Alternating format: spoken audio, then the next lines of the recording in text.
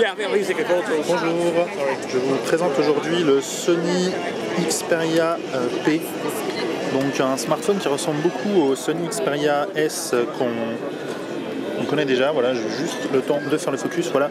Donc il s'agit en fait d'un smartphone un peu plus petit, donc en 4 pouces, un écran très lumineux, donc c'est la principale nouveauté du smartphone.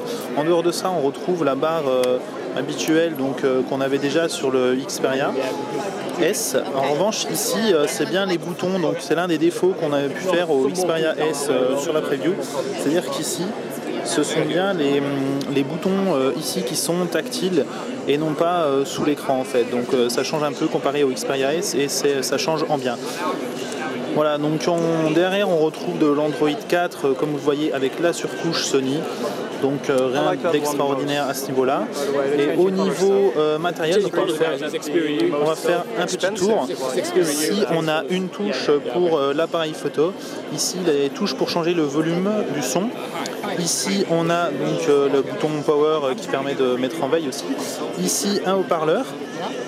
Là, on a donc la sortie audio jack 3.5 classique. Ici, on a du micro USB, ici du micro HDMI et ici un port pour accès à la carte SIM. À l'arrière, on a un appareil photo 8 mégapixels avec flash. Et donc, je vais vous montrer tout de suite le dock ici.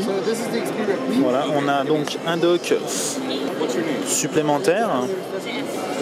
Et là, automatiquement, l'appareil passe ici et donc normalement, ça va détecter sur la télé.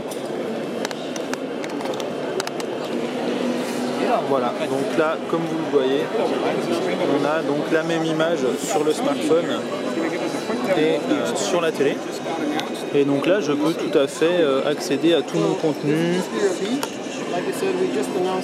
Voilà, je vais retourner sur la galerie, accéder à tout mon contenu. Voilà, comme vous le voyez ici, c'est relativement fluide. C'est plutôt pas mal. Voilà, donc c'était pour une petite preview du Xperia S, du Xperia P, pardon.